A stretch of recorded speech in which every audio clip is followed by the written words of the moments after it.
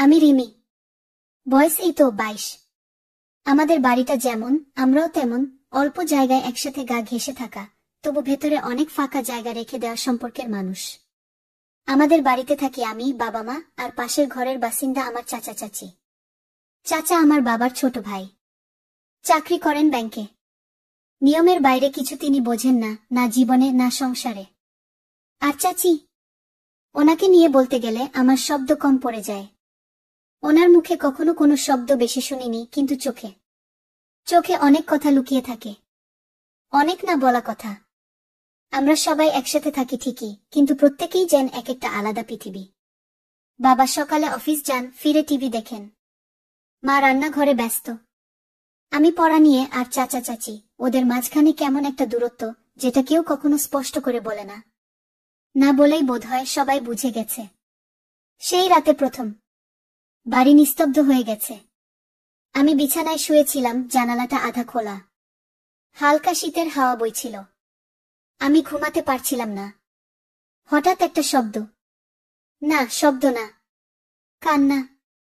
চোখ বন্ধ করে শুনতে চেষ্টা করলাম। হ্যাঁ, এক নারীর কান্না। খুব নিচু স্বরে, যেন চেপে রাখা, যেন কেউ চায় না কেউ শুনুক, তবুও শব্দ বেরিয়ে আসছে। আমি ধীরে বিছানা থেকে উঠলাম। দরজার কাছে এসে কান পেতে শুনি সেই কান্না। পাশের ঘর থেকে, চাচা চাচির ঘর। আমি থমকে যাই। চাচি কাঁদছেন। কেন? একটু পরে সব থেমে গেল। মনে হলো আমি ভুল শুনেছি। ঘুমিয়ে পড়ার চেষ্টা করলাম, কিন্তু মনোযোগ আর অন্যদিকে ফিরল না। সকালবেলা চাচিকে দেখি রান্নাঘরে, চুলে খোপা, কপালে ছোট্ট টিপ, মুখে হাসি। কিছু হয়নি এমন ভান। আমি সাহস করে কিছু বললাম না, শুধু লক্ষ্য করছিলাম। এরপর আবার 1 রাত, 2 রাত, 3 রাত, টানা 5 দিন। প্রতিবার ঠিক একই সময়, রাত 12টা থেকে 12:30। চাচির কান্না যেন একটা অভ্যাসে পরিণত হয়েছে। আর আমারও শোনা, অনুভব করা, কিন্তু কিছু না বলা। একদিন সকালে মা বললেন, তোর চাচি আজকাল খুব চুপচাপ, খেয়াল করেছিস? আমি হঠাৎ চমকে উঠলাম। মাও টের পেয়েছেন? হ্যাঁ, মানে একটু ক্লান্ত হয়তো, বললাম নিজেকে সামলে। কিন্তু আমি জানতাম ক্লান্তি না, কিছু একটা আছে। চাচির চোখে লুকানো ক্লান্তি নয়, কান্নার ছাপ, ঠোঁটের কোণে না বলা দুঃখ। চাচার সঙ্গে কথা বলেন খুব কম, শুধু প্রয়োজনটুকু। যেন দুজন দুজনার ছায়া মাত্র, পাশাপাশি থেকে কোনো গল্পহীন সংসার বয়ে নিয়ে চলেছেন। আরেক রাতে কান্নার মাঝখানে একটা ফিসফিস শব্দ শুনলাম। ভালোবাসা বলে কিছু নেই। চাচির গলা, যেন নিজের মনেই বলছেন। আমার বুক ধক করে উঠল। ভালোবাসা নেই? এত বছর সংসার করে এমন একটা কথা, কি এমন হলো? আর তখন থেকেই আমি ঠিক করলাম, এই কান্নার মানে আমি খুঁজব। আমি জানি না গল্পটা আমাকে কোথায় নিয়ে যাবে, কিন্তু আমি এখন থামতে পারবো না। আমি বলবো এই গল্প আমার দেখা, আমার অনুভব করা এক চুপচাপ কান্নার রাতের গল্প। একটা পরিবারের ভেতরের ফাটল, যা শুধু নিস্তব্ধতা আর কান্নায় ধরা পড়ে। তখন থেকে আমার রাতগুলো বদলে গেছে। আগে রাত মানেই ছিল নীরবতা, ঘুম, স্বপ্ন। এখন রাত মানেই কান্না, চেপে রাখা কান্না। কারো বুক ফাটে না, মুখ ফোটে না, সেই কান্না। চাচি কাঁদেন, আমি শুনি। শুধু আমি না, আমি নিশ্চিত দেয়ালও শোনে। কিন্তু কেউ কিছু বলে না। আমার মাথায় শুধু ঘুরতে থাকে, চাচি কেন কাঁদেন? চাচা কি কিছু বলেন নাকি? বলেন না বলেই তো চাচি এমন করে নিজের ভিতরটাকে ভেঙে ফেলছেন। রাতের সেই কান্নার পরে পরের দিন সকালে আমি চাচিকে দেখি সেই আগের মতো। হাঁটছেন, ভাত রাঁধছেন, আমার জন্য লুচি ভাজছেন, চোখে মুখে কোনো দুঃখ নেই। তবে কেমন যেন একটা নিঃশেষ ভাব।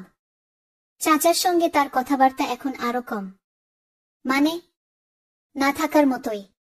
একদিন সন্ধ্যায় আমি বারান্দায় বসে বই পড়ছি, হঠাৎ দেখলাম চাচি বারান্দার এক কোণে দাঁড়িয়ে আছেন, তাকিয়ে আছেন দূরের আকাশের দিকে, চোখে একরাশ শূন্যতা। আমি ভাবলাম জিজ্ঞেস করি, চাচি আপনি কিছু বলতে চান? কিন্তু বলা হলো না, কারণ তখনই চাচা ফিরে এলেন অফিস থেকে। দরজায় পা রাখতেই চাচির চোখের দিকটা আমি দেখলাম, এক মুহূর্তে বদলে গেল। সেই শূন্যতা যেন এক গ্লাস ঠান্ডা জলের মতো জমে গেল মুখে। তবে সবচেয়ে আশ্চর্য বিষয় হলো, চাচি চলে গেলেন আর চাচা দাঁড়িয়ে রইলেন। এক দৃষ্টিতে চাচির চলে যাওয়ার পথের দিকে তাকিয়ে কি যেন একটা বোঝা গেল না, কিন্তু অনুভব করা গেল। সেদিন রাতে আমি ঠিক করলাম আমি দেখব। আমি চুপচাপ উঠে গিয়ে দরজার পাশে দাঁড়িয়ে থাকলাম। দরজা পুরোপুরি লাগানো না, একটু ফাঁক ছিল।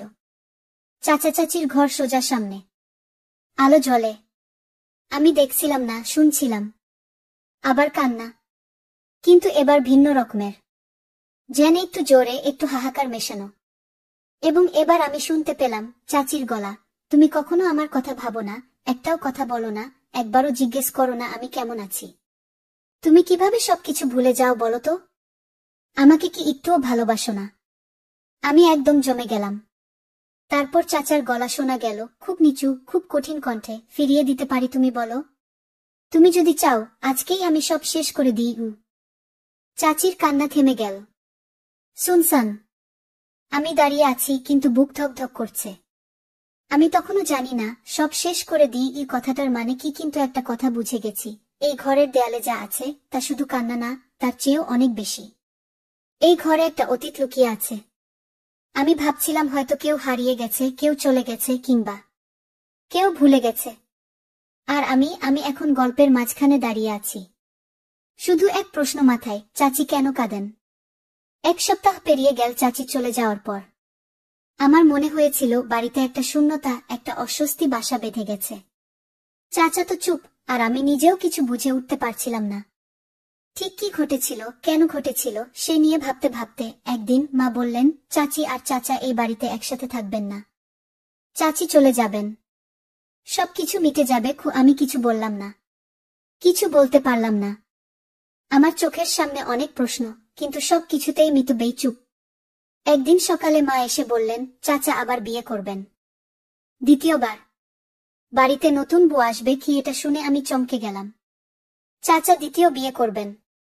আমি বুঝতে পারছিলাম না কেন। চাচা তো আগে থেকেই এত নিঃশব্দ, আরও একটি বউয়ের দরকার কি? যাই হোক, কিছুদিন পর একদিন বাড়িতে চাচা নতুন বউ নিয়ে আসলেন। এবার চাচি, নতুন চাচি।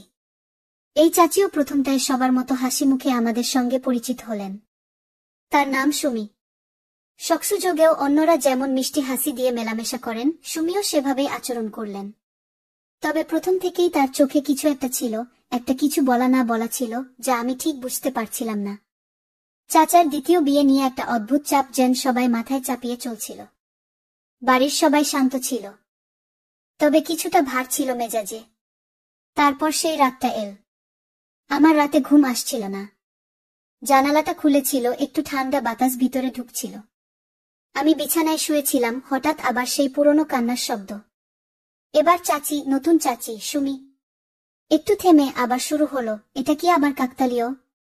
কেন কেন তিনি কাঁদছেন? আমি তাড়াতাড়ি উঠে দরজার দিকে এগিয়ে গেলাম। মাটির দেয়াল দিয়ে চুপিসারে দরজার ফাঁক দিয়ে শুনছিলাম।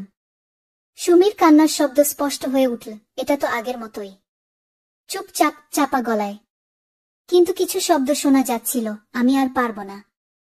আমি যদি একবারও সত্যটা জানতাম। আমি স্তম্ভিত হয়ে গেলাম। সত্যটা জানতাম, কি বলতে চাচ্ছেন তিনি? এই কান্নার পেছনে কি কারণ আছে? বাকি রাতটা আমার ঘুম এল না। মনে হচ্ছিল যেন কোনো গা রহস্য আমাদের ঘরটিকে ঘিরে রেখেছে। আমি সুমির কথা ভাবছিলাম, আর ভাবছিলাম আগের চাচিও ঠিক এমনই কান্না করতেন কিনা। পরদিন সকালে আমি কিছু সাহস করে চাচি সুমিকে ডাকলাম। চাচি, আপনি কি ঠিক আছেন? সুমি হঠাৎ তাকালেন, একটা অদ্ভুত হাসি দিলেন। হ্যাঁ, সব ঠিক আছে। কিন্তু তখনই আমি লক্ষ্য করলাম তার চোখের কোণে কিছু অবশিষ্ট ছিল, এক ধরনের তিক্ততা, কষ্ট, এবং কিছু না বলা কথা। আপনি কিছু বলতে চান? এটা জানতে আমি ভেবেছিলাম সুমি কিছু বলবে না, কিন্তু মৃদু হেসে বললেন, না রিমি, কিছু না, তুমি ভাবো না। এরপরই তিনি চলে গেলেন। কিন্তু আমি বুঝতে পারছিলাম এটা শেষ কথা নয়। সুমিও সেই কান্নার অন্ধকারে ঢেকে আছেন, যেটি এখনো পরিষ্কার হয়নি। তবে কি আছে? কেন এই কান্না? আরো বড় রহস্য অপেক্ষা করছে নাকি? এবার আমি জানি, এই কান্নার ইতিহাসের মধ্যে কিছু আছে। এটা অনেক গভীর, অনেক পুরনো কিছু। আর আমি সেই ইতিহাস জানার জন্য আরো গভীরে যাব। আমি জানি এই বাড়ির দেয়ালে, এই মানুষগুলোর ভিতরে আরো কিছু লুকিয়ে আছে, যা শুধু কান্নার শব্দ দিয়ে বোঝা যায় না। আমি ভাবছিলাম সেই রাতে আমি কি শুনেছিলাম। চাচি সুমির কান্নার মধ্যে ছিল এক অদ্ভুত তিক্ততা, আর তার সঙ্গে একটা দুঃখের মিশ্রণ। তবে পরদিন সুমি যেন আগের মতোই সবকিছুতে হাসছিলেন, সবার সঙ্গে ঠিক যেমন আগের দিন আচরণ করছিলেন। কিন্তু আমি জানি কিছু একটা ঘটেছে, কিছু একটা ঠিক থাকছে না। তিনি এই বাড়ির পরিবেশে মানিয়ে নিতে পারছেন না। তবুও কোনো পরিবর্তন, কোনো কথা সরাসরি ছিল না। তবে সেই রাতের পর তার মধ্যে একটা আলাদা গুমোট ভাব ফুটে উঠেছিল। চাচা অফিসে চলে যাওয়ার পর সুমি আমাকে ডেকে বললেন, রিমি একটু বসো। আমার মন একটু শঙ্কিত হয়ে গেল। কি বলবেন তিনি? আমি কাছে গিয়ে বললাম, হ্যাঁ চাচি, কিছু বলবেন? চাচি কিছুক্ষণ চুপ করে থেকে গা গলায় বললেন, আমি আর থাকতে পারবো না এখানে। আমি চমকে গেলাম। কেন চাচি, কি হয়েছে? তবে সুমি কিছুটা কাঁপানো গলায় বললেন, আমি আর চাচাকে সহ্য করতে পারবো না। এত কিছু সহ্য করেছি, কিন্তু আমার মানসিকতা ধীরে ধীরে ভেঙে পড়ছে। তার আচরণ, তার নির্লিপ্ততা, সবকিছু। আমি চুপচাপ থাকতে পারি না। আমি যদি থাকতে থাকি তাহলে আমি নিজেকে হারিয়ে ফেলব। কথাগুলো আমার মনের মধ্যে একরাশ প্রশ্ন তৈরি করল। কিন্তু চাচা তো আপনার স্বামী, আপনি কি তার সঙ্গে কথা বলেননি? কথা বলেছি, তবে সে কান্নার প্রতিটা মুহূর্ত শুধু বাড়িয়ে দেয়। আর তুমি জানো রিমি, তিনি আমাকে একটুও ভালোবাসেন না। আর ওষুধ খেয়ে তখনই আমি জানলাম সুমি শুধু কান্না বা দুঃখের কথা বলছেন না, তার মধ্যে অনেক কিছু লুকানো ছিল। চাচার অবজ্ঞা, চুপচাপ থাকা, কোনো অনুভূতি না থাকা, এগুলো মনের মধ্যে চাপ হয়ে গেছে। সুমি নিজেকে হারিয়ে ফেলছেন। তাহলে আপনি কি করবেন? আমি মনে মনে চিন্তা করছিলাম, কিন্তু সুমি খুব শান্তভাবে বললেন, আমি চলে যাব। এই বাড়ি ছেড়ে চলে যাব, আর কোনোদিন ফিরব না গিয়ে। তখনই আমার মনে হলো এটাই শেষ। চাচি চলে যাবেন, এটা যেন ঠিক এমন কোনো এক মুহূর্ত যেখানে কেউ আর কিছুই করতে পারে না। সুমি চোখে জল রেখে বললেন, আমি এখন সিদ্ধান্ত নিয়েছি। আমি নিজেকে ভালোবাসতে চাই। আমি আর ওর মধ্যে আটকে থাকতে পারবো না। সুতরাং আমি চলে যাব। এরপর সুমি চলে গেলেন তার ঘরে। আমি দাঁড়িয়ে থাকলাম, কিছুই বুঝতে পারছিলাম না। মনটা ভীষণ ভারী হয়ে গিয়েছিল। একদিকে ছিল সেই চাচি, যিনি এতদিন আমাদের সাথে থেকেও কান্নায় গা ভাসিয়েছেন। আর অন্যদিকে সেই মানুষটা, যিনি এবার সিদ্ধান্ত নিয়ে ফেলেছেন যে তার সুখের জন্য তিনি এই ঘর ছেড়ে যাবেন। আমি জানি না সুমি কিভাবে তার এই কঠিন সিদ্ধান্ত গ্রহণ করেছেন। তবে একটা ব্যাপার পরিষ্কার, চাচা নিজের আচরণের জন্য এমন একটা সীমা অতিক্রম করেছেন যেখানে সুমি নিজেকে আর সঙ্গ দেওয়ার শক্তি পাননি। ওই রাতে সুমি ঘুমাতে যাননি। আমি জানি কষ্টটা তার ভেতর খুব গভীরে ঢুকেছে। তিনি নিজে থেকে নিজের একান্ত সিদ্ধান্ত নিয়েছেন। এটাই ছিল তার নিজেকে খুঁজে পাওয়ার একমাত্র উপায়। এবং আমি জানি এটা খুব বড় একটা সিদ্ধান্ত ছিল। একটি সিদ্ধান্ত যা চাচা বা আমাদের কেউ বুঝতে পারবে না। চাচি সুমি চলে যাওয়ার পর বাড়ির পরিবেশ পুরোপুরি বদলে গেল। সেই অস্বস্তি, সেই গুমোট, সবকিছু যেন সবার মাঝে ছিল। চাচা আগের মতোই কিছুটা চুপচাপ, তবে তার মধ্যে একটা অন্যরকম চাপ ছিল। সুমি চলে যাওয়ার পর চাচা যেন খুঁজে পাচ্ছিলেন না নিজেকে। মা একদিন আমাকে বললেন, চাচা আবার মেয়ে খুঁজছে। আমি শুনে অবাক হলাম। কেন? চাচি তো আর নেই। মা বললেন, হ্যাঁ আর কি, সে তো একদম শূন্য হয়ে গেছে। মানুষজন তাকে মেয়ে দিতে চায় না, কারণ সবাই তাকে ভয় পাচ্ছে। চাচার যে কি কষ্ট সেটা আমি ঠিক বুঝতে পারছিলাম না। তবে তার আচরণ এবং সিদ্ধান্ত দেখে মনে হচ্ছিল চাচা এই শূন্যতাকে পূর্ণ করতে চান।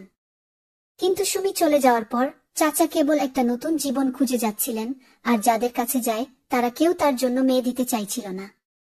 চাচা সেই সময় এক ধরনের মানসিক অস্থিরতায় ডুবে গিয়েছিলেন। বাড়িতে অনেকেই বলেছিল চাচা তো কেবল বিয়ে করতে চান, কিন্তু একটা দায়িত্ব নেওয়ার মতো মানসিকতা নেই। আসলেই চাচার মধ্যে একটা গভীর শূন্যতা ছিল, তবে তিনি জানতেন না কিভাবে সেটা পূর্ণ করবেন, কিভাবে একটা সম্পর্ক তৈরি করবেন। সুমি চলে যাওয়ার পর তার অবস্থা এমন হয়ে উঠল যে তিনি জানতেন না জীবনটা কোথায় নিয়ে যাবে। তবে একদিন আমি বাড়ির বারান্দায় দাঁড়িয়েছিলাম, হঠাৎ চাচা পাশ দিয়ে হাঁটছেন। আমি সেদিকে তাকিয়ে ভাবলাম, চাচার সেই অভ্যন্তরীণ অস্থিরতা কিভাবে প্রকাশ পাচ্ছে। একটা দিন সন্ধ্যায় চাচা এসে মার কাছে বললেন, দিদিমা আমি এবার আবার বিয়ে করব। মা একটু বিরক্ত হয়ে বললেন, তুমি তো সুমিকে হারালেই শান্ত ছিলে, এখন আবার কেন? তোমার কি কিছু শেখা হয়নি? চাচা মাথা নিচু করে বললেন, তোমরা সবাই তো বলেছিলে বিয়ে ছাড়া কিছু হবে না। এখন তো মনে হয় একটা নতুন শুরু চাই।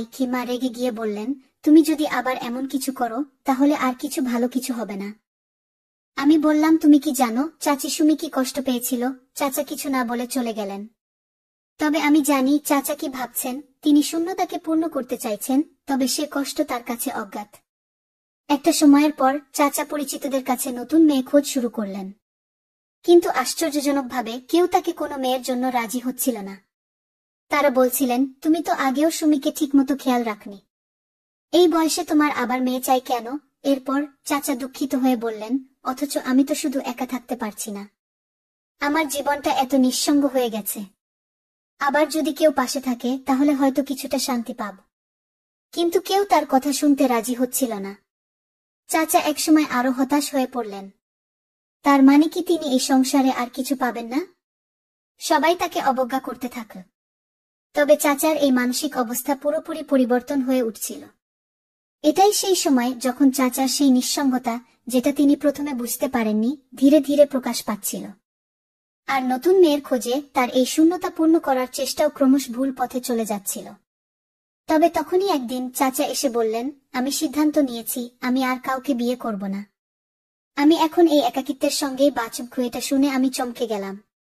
চাচা, যে এতদিন কেবল নতুন জীবন খুঁজে চলেছিলেন, সে আবার এভাবে ভাবতে শুরু করেছেন। এটি চাচার ভেতরের এক ধরনের পরিবর্তন, যেন তিনি নিজের শূন্যতাকে মেনে নিতে শিখছেন। তবে আমার মনে হয় চাচা আসলে একটা গভীর অভ্যন্তরীণ দ্বন্দ্বে ছিলেন। প্রথমে তিনি চেয়েছিলেন আরেকটি সম্পর্ক তাকে নতুন করে জীবন দেবে, কিন্তু শীঘ্রই বুঝতে পারলেন তার জীবনে কোনো সম্পর্ক নতুন কিছু দিতে পারবে না যতক্ষণ না তিনি নিজের অভ্যন্তরীণ কষ্টকে গ্রহণ করেন। এবং সে মুহূর্তে চাচা বুঝে গিয়েছিলেন প্রত্যেকটা সম্পর্কের মধ্যে একটা ভঙ্গুরতা থাকে, এবং যদি তা অন্যের উপর চাপানো হয় তবে সেটা শুধুমাত্র আরো বড় ক্ষতির কারণ হবে। চাচার নতুন জীবন শুরু করার সিদ্ধান্তের পর বাড়ির পরিবেশ কিছুটা শান্ত ছিল। চাচা তার সিদ্ধান্তে স্থির ছিলেন, তিনি আর বিয়ে করবেন না। কিন্তু এই সিদ্ধান্তের পরও আমাদের মধ্যে কিছু অস্বস্তি ছিল। চাচা এখনো নিঃসঙ্গ, এখনো শূন্যতায় ডুবে আছেন, তবে কেউই তার সাহায্যে এগিয়ে আসছে না। সেই সময় মা এসে এক অদ্ভুত কথা বললেন। একদিন বিকেলে আমি ঘরের কোণে বসেছিলাম, মা এসে হঠাৎ আমার দিকে তাকিয়ে বললেন, রিমি, আমি একটা সিদ্ধান্ত নিয়েছি। আমি অবাক হয়ে মাকে দেখলাম। কি সিদ্ধান্ত মা? চাচার সঙ্গে তোমার বিয়ে দেবখু। আমি যেন আমার স্থান থেকে উঠে না দাঁড়াতে পারলাম। মনের মধ্যে প্রশ্নের ঢেউ শুরু হয়ে গেল। কি বলছেন আপনি? মা আমার দিকে গভীর দৃষ্টিতে তাকিয়ে বললেন, হ্যাঁ, ঠিকই শুনেছ। আমি মনে করি এই পারিবারিক পরিস্থিতির মধ্যেই তুমি ও চাচা একসাথে জীবন কাটাতে পারো। আমি বাকরুদ্ধ হয়ে গেলাম। আমার মনে নানা প্রশ্ন এবং চিন্তা একসাথে ভিড় করল। এটা কেন? মা, আপনি কি ভাবছেন? মা এক গভীর নিঃশ্বাস নিলেন। রিমি, তুমি তো জানো চাচার কি অবস্থা। সে একদিকে শূন্যতা নিয়ে বেঁচে আছে, আর অন্যদিকে আমাদের মধ্যে কেউ তাকে বুঝে ওঠার মতো অবস্থায় নেই। আমি যদি তোমাদের একে অপরকে সাহায্য করতে দিই তবে কিছুটা শান্তি আসতে পারে। এটা কিভাবে সম্ভব? আমার ভেতরে দ্বন্দ্ব তৈরি হচ্ছিল, একদিকে চাচার শূন্যতা, অন্যদিকে আমি নিজে। আমি কিভাবে তাকে সাহায্য করতে পারবো? কিভাবে নিজের জীবনটা এত তাড়াতাড়ি বদলে ফেলব? মা আরো কিছু বললেন, এটা অবশ্যই তোমার সম্মতিতে হবে, তবে আমি বিশ্বাস করি চাচা তোমাকে ভালোবাসবে। সে তোমাকে একমাত্র উপায় হিসেবে দেখতে পাবে। তার সাথে সম্পর্কটা যদি তুমি মেনে নাও তাহলে আমরা পারিবারিকভাবে একসাথে থাকব। কেউ তোমাদের বিরোধিতা করবে না কি? তবে আমি কিছু বলতে পারলাম না। মনের মধ্যে এত কিছু মিলেমিশে যাচ্ছিল। আমি কি সত্যি এমন একটা সিদ্ধান্ত নিতে পারবো? চাচার কাছে যাব কি? আমার চাচা, যাকে আমি চাচা হিসেবেই জানতাম, তাকে অন্যভাবে দেখব? মা এক মুহূর্তের জন্য থেমে গিয়েছিলেন, তারপর বললেন, তোমার সিদ্ধান্তটাই আমি সম্মান করব রিমি। কিন্তু তুমি যদি চাও, আমি সব কিছুর জন্য প্রস্তুত। এবং তারপরের মুহূর্তেই আমি জানলাম যে মা তার সর্বস্ব দিয়ে এই সিদ্ধান্ত নিতে প্রস্তুত। কিন্তু আমি কি সিদ্ধান্ত নেব? আমি কি চাচাকে নিজের জীবনসঙ্গী হিসেবে দেখতে পারবো? এত অদ্ভুত পরিস্থিতি, এটা কিভাবে সম্ভব? এটা যেন এক গভীর মানসিক চাপ হয়ে দাঁড়িয়েছিল। চাচার প্রতি কোনো অনুভূতি ছিল না, কিন্তু সে তো পারিবারিক চাপের মধ্যে আটকে আছে। আমার জন্যও সবকিছু জটিল হয়ে উঠছিল। আমি কিভাবে বুঝব কি করতে হবে? এই মুহূর্তে সবকিছু এলোমেলো হয়ে গেছে। পরদিন চাচা চাচির সিদ্ধান্ত নিয়ে একবার আমাকে ডাকলেন। রিমি, তুমি কি সিদ্ধান্ত নেবে? আমি আর তো কিছু চাই না, আমি শুধু তোমার পাশে থাকতে চাই। তবে আমি জানি তুমি কি ভাবছো। আমি চুপচাপ ছিলাম, মাথা নিচু করে বললাম, চাচা, আমি এখনো কিছু বুঝতে পারছি না। মা অনেক কিছু বলছেন, কিন্তু আমি কিভাবে এরকম সিদ্ধান্ত নেব? চাচা আমার দিকে তাকিয়ে বললেন, আমি জানি তুমি কিছুতেই চাপ অনুভব করো, তবে আমার শূন্যতা আর একাকিত্ব আমাকে পেয়ে বসেছে। আমি এবার ভেবেছিলাম এই গল্পটা কোন দিকে নিয়ে যাবে। আমি কিভাবে চাচাকে সাহায্য করব, যাকে আমি শুধুমাত্র চাচা হিসেবে জানি। এবং ওই দিন আমি সিদ্ধান্ত নিলাম আরো কিছু সময় চাচার সঙ্গে কথা বলবো। অন্তত একবার সোজাসুজি কথা বলে দেখি তার কাছে কোনো প্রশ্ন রয়েছে। সত্যি বলতে আমি তখন কিছুই বুঝতে পারছিলাম না। আমার জীবনের এক ভীষণ কঠিন সময়ের মধ্যে আমি আছি। মা যখন সেই সিদ্ধান্ত নিলেন আমি তখন কিছুই বললাম না। আমি চুপচাপ সবকিছু মেনে নিলাম। সিদ্ধান্ত নেওয়া সহজ ছিল না, কিন্তু মা যখন বললেন তুমি চাচাকে ভালোবাসবে আর তাকে সাহায্য করবে কি, তখন আমি বিশ্বাস করলাম যে মা ঠিকই বলছেন। হয়তো এই সময়টা আমাকে নিজেকে পরীক্ষায় ফেলতে হবে। হয়তো আমি কিছু ভালো বুঝতে পারবো। একটা মাস পর চাচার সঙ্গে আমার বিয়ে হয়ে গেল। বিয়ের দিন পুরো বাড়ি এক অদ্ভুত চুপচাপ অবস্থায় ছিল। সবাই চাইছিল না, তারপরও আমাদের সবার মধ্যে একটা নতুন শুরুর অনুভূতি ছিল। তবে আমি জানি আমার এই সিদ্ধান্তের পর আমার এবং চাচার জীবন একদম পাল্টে যাবে। চাচা সেই দিনও কেমন অদ্ভুতভাবে গম্ভীর ছিলেন। তার মুখে কোনো উচ্ছ্বাস ছিল না, কিন্তু তারপরও তাকে দেখছিলাম সে আমাকে স্বাভাবিকভাবে সমর্থন করছে। ঠিক যেন কোনো অদৃশ্য বোঝাপড়া তৈরি হচ্ছিল আমাদের মধ্যে। চাচা এবং আমি এখন এক নতুন জীবন শুরু করেছি। প্রথম দিকে অবশ্যই একাকিত্ব অনুভূত হচ্ছিল। আমি জানি আমরা দুজনেই একটা অদ্ভুত পরিস্থিতিতে আছি, কিন্তু সময় তো এমন, সবকিছুই মানিয়ে নিতে হয়। তবে সময়ের সাথে সাথে আমি জানলাম চাচা আসলে এক অসাধারণ মানুষ। শুরুতে আমি ভেবেছিলাম সে তো শুধু একজন পরিপক্ব ব্যক্তি যে আমাকে শুধু সংযোগ করছে, কিন্তু আসলে চাচা একদম আলাদা মানুষ। এত শান্ত, এত পরিপূর্ণ। তার প্রতি শ্রদ্ধা ও ভালোবাসা জন্মাল আমার মধ্যে। যে কেউ যদি তাকে একটু মন দিয়ে দেখত, বুঝতে পারত তিনি কতটা ভালো একজন মানুষ। এটা যখন প্রথম উপলব্ধি করলাম আমি মনে মনে আফসোস করলাম, কেন এতদিন আমি চাচাকে এভাবে দেখিনি? কেন এতদিন আমি তার সত্যিকারের চরিত্রকে অনুভব করতে পারিনি? আসলে চাচার জন্য চাচি সুমি চলে যাওয়ার পর কিছুটা অপ্রতিরোধ্য একাকিত্ব তৈরি হয়েছিল, যার কারণে চাচা অন্যদের কাছে শরণাপন্ন হয়ে গিয়েছিলেন। কিন্তু চাচা কখনো কাউকে বলতো না তার মনের অবস্থা কি। সে নিজের কষ্টের কথা কাউকে বলতো না। এখন চাচার পাশে এসে বসে আমি বুঝতে পারলাম তার ভালোবাসা নিঃস্বার্থ, তার শ্রদ্ধা অকৃত্রিম। সে কখনো নিজের কষ্টের কথা বলেনি, কখনো তার চোখে স্বার্থের কোনো ঝলক দেখিনি। সে শুধু নিজেকে বিলিয়ে দিত আর অপেক্ষা করত তার জীবনের ছোট্ট শান্তির জন্য। কিন্তু তাও আমরা তাকে বুঝতে পারিনি। সুমি চলে যাওয়ার পর সে তার দুঃখ কষ্ট নিজে মেনে নিতে শিখেছিল, একে একে সবকিছু মেনে নিতে শুরু করেছিল। সেই সব দিন যখন সে চুপচাপ বসে থাকত, তখনই সে আসলে এই বিশাল মানসিক লড়াই চালাচ্ছিল। চাচা আমাদের সবার প্রতি এতটা শ্রদ্ধাশীল, এতটা ভালো মানুষ যে তাকে দেখতে গিয়ে আমরা অনেকেই তাকে মূল্যায়ন করতে ভুলে গিয়েছিলাম। কিন্তু এখন যখন আমি চাচার সঙ্গে সময় কাটাচ্ছি, যখন আমি তার অনুভূতিগুলো বুঝতে পারছি, তখন মনে হয় এতদিন চাচাকে বুঝে ওঠা হয়নি। কয়েকদিন পর এক রাতে আমি চাচাকে একান্তে বললাম, চাচা, আমি বুঝেছি আপনি আসলে খুব ভালো মানুষ। সুমি কেন আপনাকে ছেড়ে চলে গিয়েছিলেন সেটা আমি এখন বুঝতে পারি। চাচা কিছুটা চুপচাপ হয়ে এক পলক তাকালেন। তারপর বললেন, রিমি, তুমি যখন সত্যিকারের হৃদয় দিয়ে কিছু বুঝতে পারো তখন সবকিছু সহজ হয়ে যায়। আমি কখনো কাউকে দুঃখ দিতে চাইনি, কিন্তু জীবন তো এমন, কারো কাছে কিছু পাওয়ার চেয়ে নিজের কিছু দেয়া অনেক বড়। তারপর তিনি একটু থামলেন, আবার বললেন, তবে আমি কখনো কাউকে বাধ্য করিনি। সুমি এবং আমি অনেক ভালো সময় কাটিয়েছিলাম, কিন্তু কিছু ক্ষেত্রে জীবন আমাদের পথ আলাদা করে দেয়, আর তাতে ভালোবাসার কোনো ভুল নেই। আমি জানি সুমি আমাকে ছেড়ে গিয়ে নিজের জীবন খুঁজে পেয়েছে। কি চাচার কথা শুনে আমার ভেতর আরেকটা নতুন অনুভূতি জেগে উঠল। কিছুই আর অজানা থাকল না। চাচা যতটা ভালো মানুষ, তার থেকেও বড় কথা, সে নিজের জীবন নিজের শর্তে বাঁচতে শিখেছিল। সে কেবল শূন্যতা ও একাকিত্ব কাটিয়ে আবার জীবনে নতুন কিছু খুঁজে বের করতে চেয়েছিল। এখন আমি জানি চাচা আসলে কেবল ভালোবাসার জন্য কিছু চেয়েছিলেন, কিন্তু কেউ তার ভেতরকার কষ্ট বুঝতে পারেনি। তারপর থেকে চাচার সঙ্গে আমার সম্পর্ক আরো মধুর হয়ে উঠল। আমি জানি চাচা আর আমি একে অপরকে ভালোভাবে বুঝতে পারছি। আমাদের সম্পর্ক একটা নতুন দিক নিতে শুরু করেছে।